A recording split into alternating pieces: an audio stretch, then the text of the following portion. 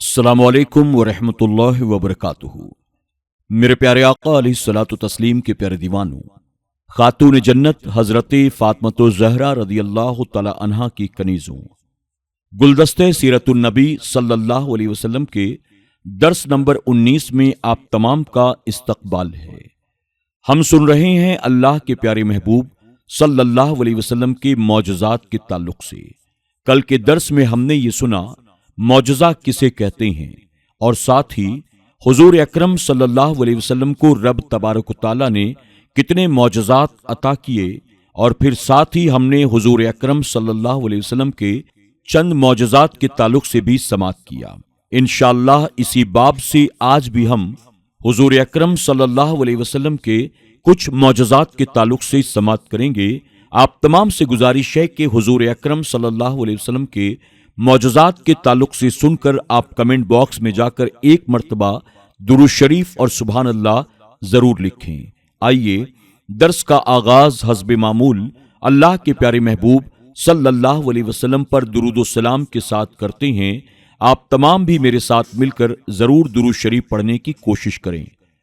الصلاۃ والسلام علیک یا رسول اللہ، الصلاۃ والسلام علیک یا حبیب اللہ، الصلاۃ والسلام علیک یا نبی اللہ، وعلی آلک واصحابک یا نور اللہ صلی اللہ تعالی علیہ وسلم۔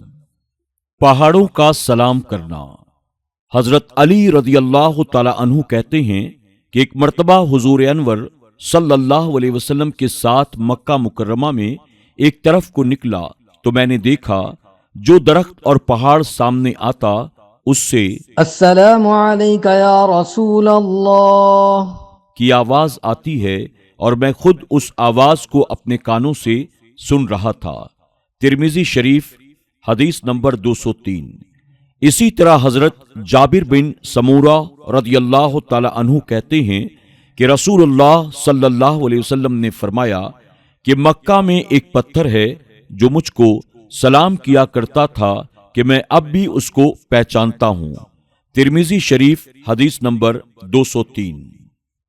پہاڑ کا ہلنا۔ بخاری شریف میں یہ روایت ہے کہ ایک دن حضور اکرم صلی اللہ علیہ وسلم اپنے ساتھ حضرت ابو بکر، حضرت عمر، حضرت عثمان غنی رضوان اللہ تعالی علیہم اجمعین کو لے کر احد پہاڑ پر چڑھے۔ پہاڑ جوش مسرت میں جھوم کر ہلنے لگا۔ اس وقت آپ نے پہاڑ کو ٹھوکر مار کر یہ فرمایا کہ ٹھہر جا، اس وقت تیری پشت پر ایک پیغمبر ہے اور ایک صدیق ہے، اور دو یعنی حضرت عمر اور عثمان شہید ہیں۔ بخاری شریف حدیث نمبر 519۔ مٹھی بھر خاک کا شاہکار۔ مسلم شریف کی حدیث میں حضرت سلمہ بن اقوا رضی اللہ تعالی عنہ سے روایت ہے، جنگ حنین میں جب کفار نے حضور اکرم صلی اللہ علیہ وسلم کو چاروں طرف سے گھیر لیا تو آپ اپنی سواری سے اتر پڑے اور زمین سے ایک مٹھی مٹی لے کر کفار کے چہروں پر پھینکا اور فرمایا شاہت الوجوہ، تو کافروں کے لشکر میں کوئی ایک انسان بھی باقی نہیں رہا جس کی دونوں آنکھیں اس مٹی سے بھر نہ گئی ہوں، چنانچہ وہ سب اپنی اپنی آنکھیں ملتے ہوئے پیٹ پھیر کر بھاگ نکلے اور شکست کھا گئے، اور حضور صلی اللہ علیہ وسلم نے ان کے اموال غنیمت کو مسلمانوں کے درمیان تقسیم فرما دیا۔ مشکاۃ شریف حدیث نمبر 534۔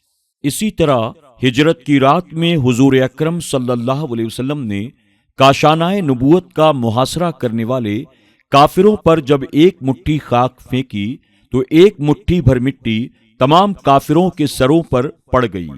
مدارج النبوہ حدیث نمبر 57۔ درخت چل کر آیا۔ حضرت عبداللہ بن عمر رضی اللہ تعالی عنہ نے فرمایا کہ ہم لوگ رسول اللہ صلی اللہ علیہ وسلم کے ساتھ ایک سفر میں تھے۔ ایک اعرابی یعنی دیہاتی آپ کے پاس آیا، آپ نے اس کو اسلام کی دعوت دی۔ اس اعرابی نے سوال کیا کہ کیا آپ کی نبوت پر کوئی گواہ ہے؟ آپ نے فرمایا، ہاں یہ درخت جو میدان کے کنارے پر ہے میری نبوت کی گواہی دے گا۔ چنانچہ آپ نے اس درخت کو بلایا اور وہ فوراً ہی زمین چیرتا ہوا اپنی جگہ سے چل کر بارگاہ اقدس میں حاضر ہو گیا، اور اس نے بآواز بلند 3 مرتبہ آپ کی نبوت کی گواہی دی۔ پھر آپ نے اس کو اشارہ فرمایا تو وہ درخت زمین میں چلتا ہوا اپنی جگہ پر چلا گیا۔ محدث بزار و امام بہقی و امام بغوی نے حدیث میں یہ روایت بھی تحریر فرمائی ہے کہ اس درخت نے بارگاہ اقدس میں آ کر السلام علیک یا رسول اللہ۔ کہا۔ اعرابی یہ معجزہ دیکھتے ہی مسلمان ہو گیا اور جوش عقیدت میں عرض کیا، یا رسول اللہ صلی اللہ علیہ وسلم مجھے اجازت دیجئے میں آپ کو سجدہ کروں۔ آپ نے ارشاد فرمایا کہ اگر میں خدا کے سوا کسی دوسرے کو سجدہ کرنے کا حکم دیتا تو میں عورتوں کو حکم دیتا کہ وہ اپنے شوہروں کا سجدہ کریں۔ یہ فرما کر آپ نے اس کو سجدہ کرنے کی اجازت نہیں دی۔ پھر اس نے عرض کیا، یا رسول اللہ صلی اللہ علیہ وسلم اگر آپ اجازت دیں تو میں آپ کے دست مبارک اور مقدس پاؤں کو بوسہ دوں۔ آپ نے اس کو اس کی اجازت دے دی، چنانچہ اس نے آپ کے مقدس ہاتھ اور مبارک پاؤں کو والہانہ عقیدت کے ساتھ چوم لیا۔ زرقانی حدیث نمبر 128 131۔ اسی طرح حضرت جابر کہتے ہیں کہ سفر میں ایک منزل پر حضور اقدس صلی اللہ علیہ وسلم استنجا فرمانے کے لیے میدان میں تشریف لے گئے، مگر کہیں کوئی آڑ کی جگہ نظر نہیں آئی۔ ہاں البتہ اس میدان میں 2 درخت نظر آئے جو ایک دوسرے سے کافی دوری پر تھے۔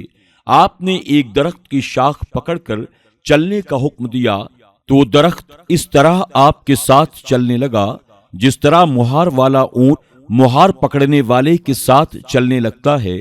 پھر آپ نے دوسرے درخت کی ٹہنی تھام کر اس کو بھی چلنے کا اشارہ فرمایا تو وہ بھی چل پڑا، اور دونوں درخت ایک دوسرے سے مل گئے، اور آپ نے اس کی آڑ میں اپنی حاجت رفع فرمائی۔ اس کے بعد آپ نے حکم دیا تو وہ دونوں درخت زمین چیرتے ہوئے چل پڑے اور اپنی اپنی جگہ پہنچ کر جا کر کھڑے ہوئے۔ زرقانی حدیث نمبر 131 132۔ انتباہ، یہی وہ معجزہ ہے جس کو علامہ بوصیری علیہ رحمہ نے اپنے قصیدہ بردہ میں تحریر فرمایا ہے۔ جاءت لدعوته الاشجار ساجدة تمشی الیہ علی ساق بلا قدم۔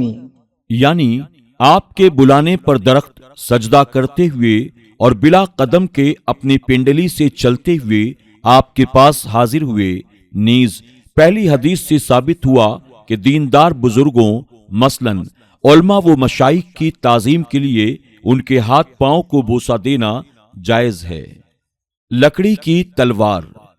جنگ بدر کے دن حضرت عکاشہ بن محسن رضی اللہ تعالی عنہ کی تلوار ٹوٹ گئی تو حضور اقدس صلی اللہ علیہ وسلم نے ان کو ایک درخت کی ٹہنی دے کر فرمایا، تم اس سے جنگ کرو۔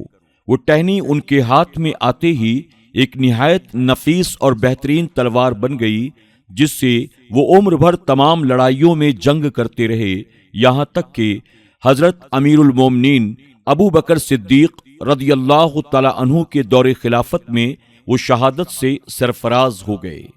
اسی طرح حضرت عبداللہ بن جہش رضی اللہ تعالی عنہ کی تلوار جنگ احد کے دن ٹوٹ گئی تھی تو ان کو بھی رسول اللہ صلی اللہ علیہ وسلم نے ایک درخت کی شاخ دے کر ارشاد فرمایا، تم اس سے لڑو۔ وہ حضرت عبداللہ بن جہش رضی اللہ تعالی عنہ کے ہاتھ میں آتے ہی ایک براق تلوار بن گئی۔ حضرت عبداللہ بن جہش رضی اللہ تعالی عنہ کی اس تلوار کا نام ارجون تھا۔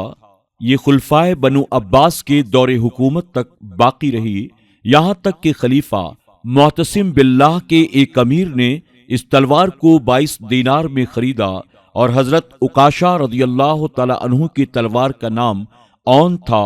یہ دونوں تلواریں حضور اکرم صلی اللہ علیہ وسلم کے معجزات اور آپ کے تصرفات کی یادگار تھی۔